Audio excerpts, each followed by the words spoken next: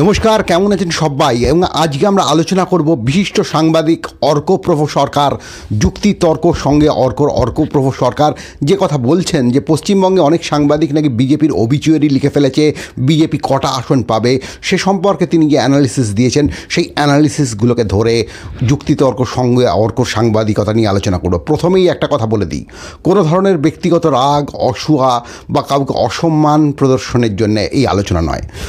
যেভাবে একজন আমার গণতন্ত্র যেটা আমায় অ্যালাউ করে যে বিভিন্ন বিষয়ের ওপর আমরা মতামত রাখতে পারি, পাল্টা যুক্তিটাও রাখতে পারি। ধরা যাক একজন খুব ভালো একটা বই কেউ লিখেছে, সেই বইটা নিয়েও একজন সমালোচক অবশ্যই আলোচনা করতে পারেন। সেই আলোচনার জায়গা থেকে সম্মানের সহিত আলোচনাকেই সমালোচনার একটা উল্লেখযোগ্য দিক ধরা হয়, সেই জায়গা থেকে আমরা এই আলোচনাটা করব। প্রথম কথা বলি, যুক্তিতর্ক সঙ্গে অর্কপ্রভ সরকার দীর্ঘদিনের একজন সাংবাদিক। তিনি বলছেন পশ্চিমবঙ্গে বিজেপির অবিচুয়ারি অনেকেই লিখে ফেলেছেন, তিনি সেই মতের সাথে একমত নন, নিশ্চয়ই একমত হতে নাই পারেন, কিন্তু তার প্রতিযুক্তি হিসেবে তিনি যেগুলো দিচ্ছেন সেগুলোর মধ্যে কিন্তু একটা ছেলে ভোলানো গল্প লুকিয়ে আছে। গল্পটা কীরকম লুকিয়ে আছে? ধরে নেওয়া হচ্ছে 2019-এ একটা দল ভালো ফল করেছিল বলে 2024-এও সেই দলটা ভালো ফল করবে, এবং তার পেছনে একটা কারণ হিসেবে দেখানো হচ্ছে নাকি বিজেপির সংগঠন বেড়েছে। উল্টে আমরা দেখছি 2024-এর পশ্চিমবাংলার দিকে তাকালে বিজেপির অনেক নেতাই অনেক সময় যে কথা বলেছেন যে বিজেপির সংগঠনে কিন্তু সেই অর্থে বার বৃদ্ধি হয়নি। সম্মাননীয় শুভেন্দু অধিকারী নিজে পর্যন্ত বলেছেন যে বিজেপির সংগঠনের কাজকর্মে যে পরিমাণে লোকজনের আসার দরকার সেই পরিমাণে কিন্তু লোকজন আসছে না। আরও নেতারা খেদোক্তি প্রকাশ করে বলেছেন যে বিজেপির সাধারণ কর্মীরা সেন্ট্রাল প্রোগ্রামে যতটা আসে সেই অর্থে কিন্তু পাড়ার প্রোগ্রাম বা আঞ্চলিক প্রোগ্রামগুলোতে সেই অর্থে যায় না। ফলে একটা মজবুত সংগঠন হিসেবে যেটা দরকার হয় পশ্চিমবঙ্গের মতো রাজ্যে ভোটকে এগিয়ে নিয়ে যাওয়ার জন্যে, সেই সংগঠনগত জায়গায় কিন্তু বিজেপি প্রবলভাবে পিছিয়ে আছে। এবার বিজেপির একটা অ্যাসেট রয়েছে, এটা অর্কপ্রভ বাবুও বলেছেন যে তাদের পেছনে হাজার হাজার তাদের পেছনে টাকা রয়েছে। হ্যাঁ, নিশ্চয়ই টাকার জোর তো বিজেপি আছে এবং সেই জোরে সে অনেক দূর খেলতে পারে। কিন্তু আজকে যদি আমরা দেখি পশ্চিমবঙ্গের মতো রাজ্যের নিরিখে যদি দেখি যে কিছু ইউটিউব চ্যানেলই মূলত বিজেপির প্রোপাগ্যান্ডাটা করে যাচ্ছে, এছাড়া কিন্তু সেই অর্থে বিজেপির প্রোপাগ্যান্ডা করার মেশিনারিটাও আজকে ভারতবর্ষ জুড়েই অনেকটা দুর্বল হয়েছে। কেন আগে যেমন মানুষ গদি মিডিয়ার কথা শুনে হই হই করে বিশ্বাস করে ফেলতো, আজকে কিন্তু মানুষ গদি মিডিয়ার কথা শুনে বিশ্বাস করে না, করছে না আগের মতো, এবং তার প্রমাণও পাওয়া যাচ্ছে। আরও একটা বড় বিষয় যেটা অর্কপ্রভ এর আগেও একবার বলেছিলেন যে পশ্চিমবঙ্গে নাকি গুজরাতের থেকে বেশি হিন্দু ভোট কনসলিডেট হয়েছে, আমি যদি খুব ভুল না বলি। উনি কীভাবে জানলেন যে পশ্চিমবঙ্গে গুজরাতের থেকে হিন্দু ভোট বেশি কনসলিডেট হয়েছে? গুজরাট একটা হিন্দুত্বের, তথাকথিত হিন্দুত্বের, যার সাথে হিন্দু ধর্মের কোনো সম্পর্ক নেই, তার একটা ল্যাবরেটরি। আর পশ্চিমবঙ্গে বিজেপি এখনও যে ভোটটা পায় তার মধ্যে একটা বড় ভোট হচ্ছে ফ্লোটিং ভোট। সে ভোট কিন্তু অনেকটা টিএমসির বিরুদ্ধে একটা আবেগ তারা উস্কে দেন, নানা দুর্নীতির কথা সবসময় বলে বলে বলে বলে একটা অদ্ভুত আবেগ তারা উস্কে দেন, সেই আবেগের জায়গা থেকে তারা একটা ভোট পেয়ে যান। কিন্তু গুজরাটের মতো আরএসএসের শাখা ইত্যাদি দিয়ে গোটা সমাজকে একটা মেকানাইজ করার জায়গায় কিন্তু এখনও বিজেপি আসতে পারেনি। দুই, একটা রাজনৈতিক দল তখনই ক্ষমতায় আসে যখন তার একটা প্রপার ইস্যু থাকে। আপনি দেখবেন মমতা বন্দ্যোপাধ্যায় যখন বিরোধী দলনেত্রী ছিল 2011-এ, ছোটো আমরা তখন, তাও মনে পড়ছে, তিনি যখন বলছেন হয় এভার নয় নেভার, সেবারও কিন্তু জিততে পারেনি, কেননা সেই অর্থে প্রপার ইস্যু সেই সময় কিন্তু তৃণমূলের হাতে ছিল না। শুধু বামফ্রন্টের সন্ত্রাস ইত্যাদি বলে শহরের একটা মধ্যবিত্ত শ্রেণীকে স্ক্যাটার করা যায়, কিন্তু সাধারণ মানুষকে সঙ্গে নিয়ে, বৃহত্তর মানুষকে সঙ্গে নিয়ে চলা যায় না। যেটা মমতা বন্দ্যোপাধ্যায় 2011-তে একটা প্রপার ইস্যু খুঁজে পেলেন, অনেকগুলো প্রপার ইস্যু খুঁজে পেলেন, যার মধ্যে সিঙ্গুর, নন্দীগ্রাম উল্লেখযোগ্য একটা দিক। ফলে এই মুহূর্তে কিন্তু রাজ্যে বিজেপির হাতে কোনো প্রপার ইস্যু নেই। হ্যাঁ, তাদের একটা ব্লান্ট সাম্প্রদায়িক প্রচার আছে, নানা ধরনের এক্সারসাইজ আছে, লক্ষ্যকণ্ঠে গীতা পাঠ ইত্যাদি নানা ধরনের এক্সারসাইজ আছে, কিন্তু তার মানেই যে সেটা হাজার হাজার লোককে আপ্লুত করছে, ব্যাপারটা কিন্তু সেরকম নয়। আর সেদিন যারা গীতা পাঠ করলেন, গীতার প্রতি গভীর সম্মান রেখে বলছি, আমি সেদিনের অনুষ্ঠানটার সম্পর্কে শুধু বলছি, সেখানেও তো লক্ষ লক্ষ লোক ছিলেন না। ফলে এটা ক্রমশ পরিষ্কার হয়ে যাচ্ছে যে বিজেপির সেই অর্থে পশ্চিমবঙ্গের পলিটিক্সে দেওয়ার মতো নেই। এই জায়গা থেকে এখনও তারা নেতা বলেন না, এখনও তারা কার্যকর্তা বলেন। বাংলার সংস্কৃতি, বাংলার জীবন, বাংলার আবেগের সাথে কিন্তু সেই অর্থে বিজেপির কোনো জায়গা আমরা খুঁজে পাচ্ছি না। বাংলার জীবনে আমরা কি দেখি? মেঘনাদ বধ কাব্য লিখেছিলেন মাইকেল মধুসূদন। মেঘনাদ বধ কাব্যে হিরো কে?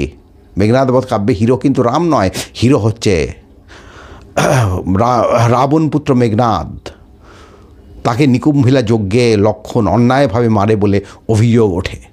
ফলে বাঙালি জীবনে একটা অন্য ধরনের রাজনীতির জায়গা আছে, যেটা একটা সময়ের পর থেকে কিন্তু স্বাভাবিকভাবেই, যেহেতু বাঙালি জীবনে একটা ইন্টেলেক্ট চর্চার জায়গা ছিল, সেই রাজনীতি কিন্তু অন্যদিকে ধাবিত হয়। বাংলা গান্ধীকে সম্মান করেছে, কিন্তু সুভাষ বোসের রাজনীতির ওপর অনেক বেশি আস্থা রেখেছে। বাংলা কংগ্রেসের পথকে সম্মান করেছে, কিন্তু সে বিপ্লবী পথেও নিজেকে খোঁজার চেষ্টা করেছে। তাই জন্যে অনেক দিন আগে সমর সেন লিখেছিলেন ল্যান্ড অফ গেরিলাস, বাংলাকে তিনি ল্যান্ড অফ গেরিলাস বলেছিলেন। এবং পরবর্তীকালে সেই বিপ্লবী আন্দোলনের ধারাবাহিকতায় যারা বিপ্লবী আন্দোলনে একসময় গিয়েছিলেন, সেই অনুশীলন সমিতি ইত্যাদি নানা দলের লোকজন, তারাই কিন্তু পরবর্তীকালে কমিউনিস্ট রাজনীতিকে পরিপুষ্ট করেছে। ফলে বাংলার একটা স্বাভাবিক লেফট ইন্টেলেকচুয়াল ধারা রয়েছে, সেই ধারাটার সাথে কিন্তু বিজেপির যত বড়ও কেউ নেতা হোক না কেন, সে কিন্তু পরিচিত হতে পারেনি। এখনও বাংলায় কিন্তু সেই অর্থে বিজেপি বাঙালির নিজস্ব কৃষ্টির দল হয়ে উঠতে পারেনি, যেটা তৃণমূল বা সিপিএম হয়ে উঠেছিল। এবং তার সাথে আরেকটা পয়েন্টও ভীষণভাবে জড়িয়ে রয়েছে, সেটা হলো বিজেপি শাসনের 2019-এ নয় পুলওয়ামার একটা ঘটনা ছিল, আজকে কি ঘটনা আছে। এখন অর্কপ্রভবাবু বলছেন যে স্থায়ী সরকার যুব প্রজন্মের একটা বিরাট অংশ চাইবে, যারা প্রথমবার এবার ভোট দিতে চাইবে। বিষয়টা বোধহয় অত সোজা নয়। যুব প্রজন্মের যে অংশ আজকে প্রথমবার ভোট দিতে চাইবে, তাদের একটা অংশ হয়তো মিডিয়ার প্রভাব দ্বারা স্থায়ী সরকারের দিকে যাবে, কিন্তু তাদের একটা বড় অংশ এটাও চাইবে কাজের নিরাপত্তা চাইবে। তাদের একটা বড় অংশ এটাও চাইবে যে গত কয়েক বছরে কি ডেভেলপমেন্ট ঘটেছে সোসাইটিতে, সেটা নিয়েও তারা ভাববে। ফলে এইভাবে একটা সেই 70 দশকের কংগ্রেস সরকারের মতো একটা ভাবনা বিমুখ স্থায়ী সরকারের লজিক, সেই স্থায়ী সরকারের লজিক দিয়ে কিন্তু ভোটটা পার হওয়া যাবে না। আরও একটা বড় বিষয় যেটা ক্রমশ বাংলার রাজনীতিতে প্রতীয়মান হয়ে উঠছে, সেটা হচ্ছে বিজেপির সাথে গণ আন্দোলনের কোনো সম্পর্ক নেই। তারা মাঝে মাঝে কিছু ইভেন্ট করেন, নেতারা খুব সুরক্ষিত হয়ে, কর্মীরা রাস্তায় মার খান, নেতারা খুব সুরক্ষিত হয়ে ফেসবুকে ভাষণ দেন। এটা কিন্তু বাংলার গণসংস্কৃতি নয়। আজকে দেখুন ইনসাফ যাত্রা, রাস্তা থেকে সে তার বলার কথাগুলো তুলে ধরছে, অথচ সেই ইনসাফ যাত্রা নিয়ে কিন্তু খুব একটা কথা হচ্ছে না। এবার বিজেপির সাথে কিছু মিডিয়া থাকতে পারে, কিন্তু মিডিয়া আছে মানে ভোট আছে এরকম ব্যাপারটা নয়। বাম আমলে কিন্তু মিডিয়া মমতা বন্দ্যোপাধ্যায়ের সঙ্গে ছিল, ভোটটা অন্যদিকে ছিল। ফলে কোনোভাবেই আমি দেখছি না যে বিজেপির হয়ে অর্কবাবু যে যুক্তিগুলো, অর্কপ্রভ সরকার যে যুক্তিগুলো তুলে ধরছেন, সেই যুক্তিগুলো কোনো ভ্যালিডিটি পাচ্ছে। সেই যুক্তিগুলোকে আমি দেখছি না সেটা বাস্তবের মাটিতে দাঁড়াচ্ছে। এবার তিনি জাতীয় প্রেক্ষিতের একটা কথা বলবেন। দেখুন, জাতীয় প্রেক্ষিতে একটা ভাগ পরিষ্কার হয়ে গেছে। ইন্দিরা গান্ধী যখন ইন্দিরা এমার্জেন্সির সময় আমরা একটা ইন্টারেস্টিং ভাগ দেখেছিলাম, কি ইন্দিরা এমার্জেন্সির সময় দেখেছিলাম উত্তর ভারতে কংগ্রেসের ভরাডুবি হয়েছে, সেই সময়ও কিন্তু দক্ষিণ ভারতে কংগ্রেসের একটা বিরাট জয় আছে। আজকে দক্ষিণ ভারতের রাজ্যগুলো দেখুন, বিজেপি কোথাও আবার ক্ষমতায় নেই। বিজেপি কোথাও ক্ষমতায় নেই মানে এটা আমি বলছি না বিজেপি ক্ষমতায় আসবে না, এটা আমি বলছি না। কিন্তু এই মুহূর্তে দক্ষিণ ভারতে একটা ট্রেডিং অবস্থায় বিজেপি আছে, কারণ দক্ষিণ ভারতে সেই অর্থে উত্তর ভারতের হিন্দুত্বের রাজনীতি খুব একটা চ্যাম্পিয়ন করা যায় না। শুধু রাম মন্দির বলে দক্ষিণ ভারতকে এক সূত্রে গাঁথা যায় না। তাই জন্য বিজেপি রামকে নিয়ে, রাম মন্দিরের বিষয়টাকে নিয়ে দক্ষিণ ভারতে কিছু সাংস্কৃতিক অনুষ্ঠানও করেছে, কিন্তু দক্ষিণ ভারতের যে কালচারাল লড়াই, সে লড়াই কিন্তু বিজেপিকে নানা জায়গায় আটকে দিচ্ছে। তেলেঙ্গানার ভোটও প্রমাণ। এবার আপনি বলবেন যে সেই শ্যামাপ্রসাদ মুখার্জির একটা কথা, Bharat that is India, that is Uttar Pradesh, উত্তরপ্রদেশে যে দল বেশি আসন পায় সে দলই ক্ষমতায় চলে আসে, ঘটনা। কিন্তু এর সাথে সাথে আরেকটা ঘটনাও জড়িত রয়েছে। যদি উত্তরপ্রদেশে আজকে কংগ্রেস এবং ইন্ডিয়া জোট সঠিকভাবে একটা ভাষা পায়, কংগ্রেস সমাজবাদী পার্টি সহ অন্যান্য দলগুলোকে নিয়ে যদি সঠিকভাবে ইন্ডিয়া জোট উত্তরপ্রদেশে একটা ভাষা পায়, তাহলে কিন্তু বিজেপির চিন্তার কারণ আছে। দুই, একটা অ্যান্টি এস্টাবলিশমেন্টের প্রখর স্রোতও কিন্তু গোটা দেশ জুড়ে আছে, সেটা কিছু সম্পন্ন মধ্যবিত্তকে দেখলে হবে না। এই যে কৃষক আন্দোলনে লক্ষ লক্ষ কৃষক রাস্তায় নেমেছিল, সেটাও কিন্তু এই অ্যান্টি এস্টাবলিশমেন্টের একটা স্রোত তৈরি করেছিল। এবং তারপরের নির্বাচনগুলো দেখুন, কৃষক আন্দোলনের পরেই কিন্তু পশ্চিমবঙ্গের নির্বাচন হয়েছিল এবং সেখানে কিন্তু ভীষণভাবে বিজেপি ধরাশায়ীও হয়েছিল। ফলে গোটা দেশ জুড়েই কিন্তু একটা অ্যান্টি এস্টাবলিশমেন্টের স্রোত আছে। শুধু 4টে রাজ্যে বিজেপি জিতেছে সেইটুকুনি বলে কিন্তু এই বিষয়টাকে আন্ডারমাইন করা যাবে না। এবং এই অ্যান্টি এস্টাবলিশমেন্টের স্রোত কিন্তু হই হই করে বাড়বে, কেননা বিজেপি শাসনে মানুষের প্রত্যেক দিনকার যে জীবনের প্রশ্নগুলো, গ্যাসের দাম থেকে ওষুধের দাম, সেগুলো কোন জায়গায় দাঁড়িয়ে আছে। অর্থনীতির বিকাশ হচ্ছে কিন্তু বেকারের হাতে চাকরি নেই, সে জায়গাটা কোন জায়গায় দাঁড়িয়ে আছে। ফলে এই প্রশ্নগুলো নিয়েও কিন্তু আমরা দেখলাম না অর্কপ্রভ বাবুর কাছে কোনো উত্তর আছে। তিনি কিছু যুক্তির কথা বললেন এবং সেই যুক্তিগুলো কি অ্যাজিউম করা হচ্ছে এই ঘটলে তবে বিজেপি জিতবে, আর সেই অ্যাজামশনের মধ্যেই তো ভয়ঙ্কর গণ্ডগোল লুকিয়ে রয়েছে। প্রথমত 2019-এর তুলনায় আজকে বিজেপি শক্তিশালী, একথা পশ্চিমবঙ্গের রাজনীতিতে কীভাবে ভাবা হচ্ছে। 2021-এর নির্বাচনে সে বিরোধী দলও হয়েছিল, কিন্তু সেই অর্থে বিরোধী রাজনীতিতে তার তো কোনো প্রভাব আমরা দেখছি না। উল্টে আমরা দেখি মাটির রাজনীতিতে, রাস্তার রাজনীতিতে আজও সিপিএম অনেক এগিয়ে রয়েছে। সিপিএমের অনেক লোক বিজেপিতে চলে যেতে পারে, সেটা অন্য সমস্যা, সেটা নিয়ে অন্য দিন আলোচনা করব, কিন্তু রাস্তার রাজনীতিতে আজও কিন্তু বিজেপি এগিয়ে রয়েছে। ফলে আর ইন্ডিয়া জোট হওয়ার পর থেকে বিজেপির কাছে কিন্তু একটা ভয়ের জায়গা তৈরি হয়ে গেছে। যেমন বিহার অন্যতম একটা আসন দেয়, সে রাজ্যে যদি বিরোধী দলগুলো এক হতে পারে, তাহলে অর্কবাবু যেভাবে ভাবছেন যে উত্তরপ্রদেশ একদম কংগ্রেসের খুব একটা অস্তিত্ব রক্ষার লড়াই হবে, তা নাও হতে পারে। বিহারেও দারুণ ফলাফল দিয়ে দিতে পারে কংগ্রেস সহ ইন্ডিয়া জোট। তাই জন্যেই অর্কপ্রভ বাবু তার আক্রমণের নিশানায় ইন্ডিয়া জোটকে নিয়ে এসছেন। তিনি বলছেন মমতা বন্দ্যোপাধ্যায় নাকি ইন্ডিয়া জোট ভেঙে দিয়েছেন। এখন এটা তো সবাই জানতো যে পশ্চিমবঙ্গে কখনো ইন্ডিয়া জোট হওয়া সম্ভব নয়। পশ্চিমবঙ্গ এবং কেরালা হচ্ছে একটা এক্সেপশন। যেভাবে ফুটবল খেলায় সবাই পা দিয়ে বলটাকে নিয়ে খেলে, একমাত্র গোলকিপার যে হাত এবং পা দুটোকেই ব্যবহার করে, তেমনি পশ্চিমবঙ্গ আর কেরালা এই দুটো হচ্ছে উজ্জ্বল ব্যতিক্রম। তাই ব্যতিক্রম দেখিয়ে ইন্ডিয়া জোট ভেঙে দেওয়ার কারণটা কি আমি বুঝতে পারলাম না। তারপর তিনি বললেন যে রাহুল গান্ধী এবং সীতারাম ইয়েচুরি খুব পাশাপাশি বসেছিল, মমতা বন্দ্যোপাধ্যায় সেই সময় সেলফোনে কী সব দেখছিলেন, তাদের মধ্যে সেই হৃদ্যতার যে বিষয়টা আশা করা যায় সেটা ছিল না। এটা তো ওনার পারসেপশন। এইভাবে কি তিনটে ম্যাচিওর রাজনৈতিক নেতাকে বিশ্লেষণ করা যায় যে কে কার সাথে কথা বলছে আর কে কার সাথে সেলফোন দেখছে? এটা এভাবে কি কোনো কিছু বিশ্লেষণ করা যায় যে কে মানে একটা গভীর রাজনৈতিক বিষয়কে? আর ইন্ডিয়া জোট তো কারোর ইচ্ছের জায়গা থেকে হয়নি। ইন্ডিয়া জোট একটা বাস্তব অবস্থান থেকে উঠে এসছে। সেই বাস্তব অবস্থান কি যে ভারতবর্ষের 63% লোক বিজেপির রাজনীতিকে রিজেক্ট করে। সেই রিজেকশনটাকে আটকানোর জন্য আজকে ইন্ডিয়া জোট উঠে এসছে। এবং তার থেকেও বড় কথা যেটা অর্কপ্রভ বাবু বলেছেন যে স্থায়ী সরকারের জন্য বিজেপিকে ভোট দেবে। এই স্থায়ী সরকার ধারণাটাই তো ভারতবর্ষের রাজনীতিতে একসময় বিজেপিও চ্যালেঞ্জ করত। একসময় কংগ্রেস যখন স্থায়ী সরকারের লজিক বলতো, সেই সময় বিজেপি বলতো স্থায়ী সরকার মানে কি শোষণের স্থায়িত্ব, ভুকমারির স্থায়িত্ব। শুধু কমিউনিস্টরা বলেনি। তাহলে আজকে স্থায়ী সরকারের লজিকটা চ্যাম্পিয়ন হয়ে যাচ্ছে কী করে? সুতরাং সার্বিকভাবে অর্কপ্রভ বাবু যে কথাগুলো বলছেন, সে কথাগুলোর সাথে কিন্তু বাস্তবের রিয়ালিটির সম্পর্কটা ভীষণভাবে কম দেখা যাচ্ছে। এই জায়গা থেকে কম দেখা যাচ্ছে যে সেটা যেন একটা নির্দিষ্ট ধারণার মতো, মানে বিজেপি রাজনৈতিক দল হিসেবে যে ধারণাটা পোষণ করে, অর্কপ্রভ বাবুর মুখ থেকে সেই ধারণাটাই এগিয়ে আসছে, বেরিয়ে পড়ছে। একজন সাংবাদিক তো মূলতই হবেন যুক্তিতর্কের কারবারি। তিনি তো যুক্তি তর্ক দিয়ে ভেঙে ভেঙে দেখবেন যে কোথায় কতটা জল আছে আর কোথায় কতটা স্থল আছে। সেই জায়গাটা আমার মতে, ভুলও আমি হতে পারি, অর্কপ্রভ বাবুর সাংবাদিকতার ক্ষেত্রে, বিজেপি অ্যানালিসিসের ক্ষেত্রে হয়তো মিসিং হয়ে গেছে। ফলে বিজেপির প্রোপাগ্যান্ডা যা, অর্কপ্রভ বাবুর বক্তব্যে সেই কথাগুলোই উঠে আসছে। তিনি বলছেন অমিত শাহর একটা ক্রোনোলজির কথা।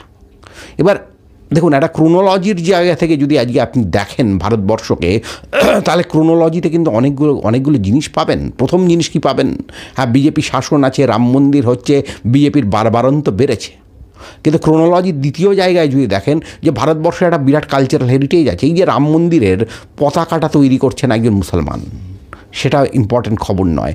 খবরটা এটাই ইম্পর্টেন্ট যে সেই মুসলমান যে ভদ্রলোক পতাকাটি তৈরি করছেন, তারা পারিবারিকভাবে দীর্ঘদিন ধরে মহাবীর জয়ন্তীর পতাকা তৈরি করেন। ফলে ভারতবর্ষ এমন একটা দেশ যেখানে একটা কালচারের সাথে আরেকটা কালচার এমনভাবে মিলেমিশে বিবিধের মাঝে দেখো মিলন মহানের একটা অদ্ভুত জায়গা তৈরি করেছে। সেইখানে কিন্তু কোনো সাম্প্রদায়িক দলের প্রচার বেশিক্ষণ দাঁড়াতে পারে না। সে ইসলামিক সাম্প্রদায়িক দল হোক, উগ্র, বা তথাকথিত হিন্দুত্বের দল হোক, তাদের বেশি কিন্তু দাঁড়াতে পারে না। দুই, আজকে আরবান সোসাইটিতে হয়তো বিজেপির একটা রমরমা রয়েছে।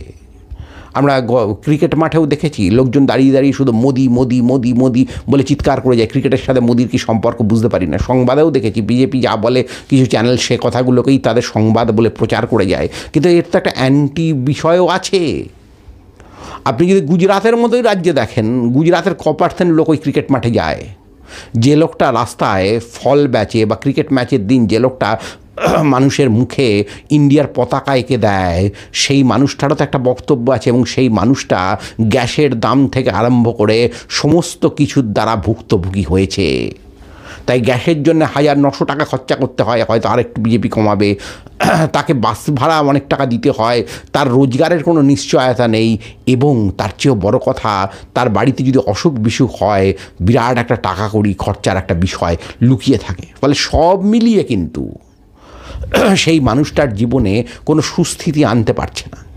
তাই জন্যেই কিন্তু বিজেপির প্রতি গরিব মানুষের যে স্থায়ী কোনো আকর্ষণ এটা তৈরি হচ্ছে না। কোনো একটা ভোটে সে জিতেই যেতে পারে, কিন্তু সে এখনও মূলত আরবান এলিটদেরই বেশি করে তার সঙ্গে রাখার চেষ্টা করছে।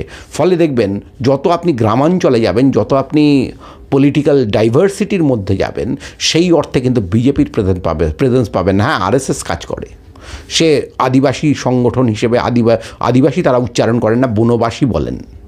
কি অদ্ভুত রাজনীতি! যদি আদিবাসী বলা হয় তাহলে স্বীকার করে নেওয়া হবে যে ওই মানুষগুলো আমার দেশের অরিজিনাল মানুষ, মানে ওই মানুষগুলো অরিজিনাল মানুষ বলে নয়, ওই মানুষগুলো আমার দেশের আদিম মানুষ, সবচেয়ে ওল্ডেস্ট পিপল।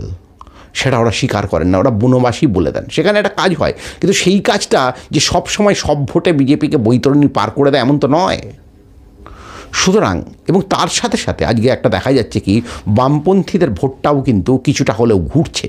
ফলে পশ্চিমবঙ্গে অত সহজে বিষয় হবে না, যেভাবে যুক্তিতর্ক Arka A² + 2AB + B² formula দিয়ে যাচ্ছে যে বিজেপি পশ্চিমবঙ্গে 2019-এর থেকেও দারুণ ফল করবে, সেটা কিন্তু হবে না।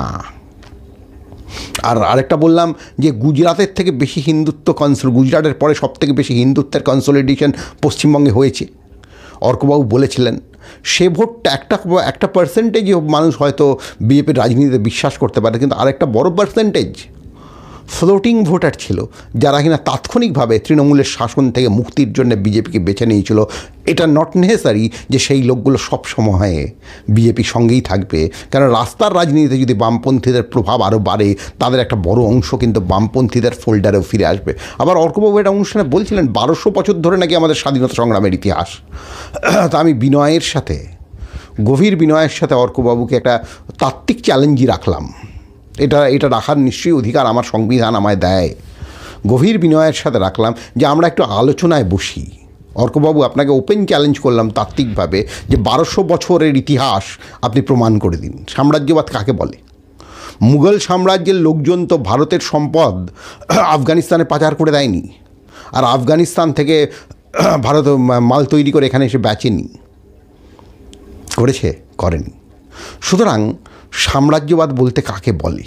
এবং উল্টে আমরা যদি কয়েক হাজার বছরের ইতিহাস দেখি, তাহলে তো তারা ভারতীয়ই হয়ে উঠেছিল। আপনি যদি হুমায়ুন যে কেল্লায় থাকতেন, সেই কেল্লাটা, পুরানি কেল্লার বিল্ডিংটা দেখেন, হুমায়ুনের থাকার জায়গা, সেখানে বৃহস্পতি, বুধ, শনি নামে নানা কক্ষ ছিল, ঘর ছিল, সেই ঘরগুলোতে হুমায়ুন থাকতেন। ফলে এই একটাও, বা কুতুব মিনারের গায়ে পার্সিয়ান ভাষা এবং সংস্কৃত ভাষায় ভারতীয় শ্রমিক, মানে ভারতবর্ষের সংস্কৃত জানা শ্রমিকরা, উত্তর ভারতের শ্রমিকরা এবং পার্সিয়া থেকে আসা শ্রমিকরা, যারা পরবর্তীকালে ভারতবর্ষের অংশে মিশে যায়, ভারতবর্ষের মধ্যে মিশে যায়, তারা নানা কথা লিখেছিলেন। তাই জন্য সেই গেরুয়াদারি সন্ন্যাসী 1893 সালে দাঁড়িয়ে চিৎকার করে বলেছিল ভারতবর্ষ মূলতই একটা ঘর, সে সবাইকে আশ্রয় দিয়েছে। আমি স্বামী বিবেকানন্দের কথা বলছি। তাহলে এতগুলো বিষয় যদি আমরা রাখি পর পরে, ওই বললাম না, ক্রোনোলজি ম্যাটার্স। এক, ভারতীয় সংস্কৃতি, ক্রোনোলজি। 2, ইন্ডিয়া জোট, ক্রোনোলজি। এই মুহূর্তে বিরোধী দলগুলোর পিঠ ঠেকে যাচ্ছে। পশ্চিমবঙ্গ বা ত্রিপুরা এখানে, কেরালা এখানে বিষয় না, এখানে বিষয়টা হচ্ছে গোটা ভারত। ক্রোনোলজির দ্বিতীয় ধাপ। 3, একটা ভয়ঙ্কর অর্থনীতি বিজেপি শাসনে।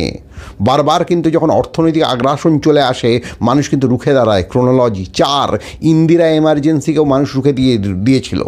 ইন্দিরা গান্ধীর মতো নিশ্চয়ই মোদিজি জনপ্রিয় নন। সেই ইন্দিরা এমার্জেন্সিকেও কিন্তু মানুষ রুখে দিয়েছিল, যে স্বৈরাচারের শাসনের যে বৈশিষ্ট্যগুলো আমরা দেখছি বিজেপি শাসনে একের পর এক লেখক শিল্পী এদের ওপর যে আক্রমণ আসছে, তাহলে সেটাকেও আমরা রাখবো। 4 ক্রোনোলজিক্যাল জায়গা থেকেই বলছি, দক্ষিণ ভারতে কিন্তু আজকে দেখা যাচ্ছে বিজেপি মুক্ত একটা অন্য পরিসর তৈরি হওয়ার চেষ্টা হচ্ছে। 5, আজকে তরুণ প্রজন্মের একটা বড় অংশ, শহুরে অংশ বিজেপিতে আকর্ষিত হলেও কর্ণাটকের নির্বাচন বলছে যত গ্রামের দিকে যাওয়া গেছে তত কিন্তু বিজেপির বিরুদ্ধেও মানুষ ভোট দিয়েছে। এবং এটা শুধু আশা রাখি এটা শুধু কর্ণাটকে আবদ্ধ থাকবে না, গোটা ভারতবর্ষ জুড়েই এটা একটা প্রভাব তৈরি করবে। কারণ গ্রামের সাধারণ খেটে খাওয়া মানুষের জীবন আজকে ভয়ঙ্কর বিপন্ন হয়ে উঠছে। সুতরাং অর্কবাবু এই প্রসঙ্গেও সেই অর্থে কোনো আলোকপাত করতে পারলেন না। উনি যে যুক্তিগুলো দিলেন সেই যুক্তিগুলো থেকে আমরা কিছু দাঁড়ালাম না। কী করে 1200 বছরের স্বাধীনতা সংগ্রাম হয় ভারতবর্ষের? কী করে 2019-এর থেকে আজকে বিজেপি ভারতে শক্তিশালী হয়ে ওঠে? কী করে এটা নিশ্চিত হয়ে নেওয়া যায় নির্বাচনের ঢাকে কাঠি পড়তে এখন অনেক দেরি যে বিজেপি ক্ষমতায় আসবে? নিশ্চিত হওয়া তো যায় না। কী করে এটা বলা যায় যে ইন্ডিয়া জোট পশ্চিমবঙ্গে হয়নি বলে সম্পূর্ণভাবে ইন্ডিয়া জোটকে কোনো একটা নেতা নেত্রী ভেঙে দিচ্ছেন? এটা বলা যায় না। 2 নেতার মধ্যে কথা হচ্ছে, একজন হয়তো মোবাইল লিখছেন, সেই জায়গা থেকে তো আমি এই সূত্রতে পৌঁছতে পারি না যে অমুক রাহুল গান্ধীর সাথে অমুক নেতার খুব সীতারাম ইয়েচুরির খুব ভালো সম্পর্ক, এইখানে খুব খারাপ সম্পর্ক। আর যদি সম্পর্ক খারাপ হয় তাতেও তো ইন্ডিয়া জোট আটকায় না। ইন্ডিয়া জোট তো শুধু তৃণমূল কংগ্রেসের কোনো একটা বিষয় নয়। সুতরাং আমরা দেখলাম যুক্তিতর্ক অর্কের গল্পের মধ্যে কিন্তু সেই অর্থে রিপ্রেজেন্টেশনের মধ্যে কিন্তু সেই অর্থে প্রবল যুক্তির অনেক অনুপস্থিতি এবং অনেক বেশি একটা নির্দিষ্ট পলিটিক্যাল পার্টি লাইনের যুক্তির প্রবল উপস্থিতি। এই বলে শেষ করছি, আবারও রিপিট করছি, কোনোভাবেই কাউকে ব্যক্তি আক্রমণ, কোনোভাবেই অসুয়া বা অন্য কোনো রাগের জায়গা থেকে এই ভিডিওটি করা নয়। একান্ত যুক্তিতর্কের সংস্কৃতিকে, যুক্তিতর্ক গল্প ঋত্বিক ঘটক বলেছিলেন, যেখানে যুক্তি থাকবে, তর্ক থাকবে, গল্পও থাকবে, একান্তভাবে যুক্তিতর্ক এবং সুস্থ সংস্কৃতিকে প্রমোট করার জায়গা থেকেই এই অনুষ্ঠানটা করলাম। আপনাদের কেমন লাগছে কথা আমাকে অবশ্যই জানাবেন। আপনাদের ভালো লাগার কথা জানাবেন, আপনাদের খারাপ লাগার কথা জানাবেন, এবং অবশ্যই হই হই করে যদি সম্ভব হয় এই চ্যানেলটিকে সাবস্ক্রাইব করবেন। আপনাদের ভালোবাসা খুব জরুরি এই চ্যানেলটির ক্ষেত্রে। এবং যদি মনে হয় তাহলে অবশ্যই ইউটিউবে মেম্বারশিপ নেবেন, এবং এই অনুষ্ঠান ভালো লাগলে অবশ্যই ইউটিউবে গিয়ে আমাদের থ্যাঙ্কস জানাবেন। এবং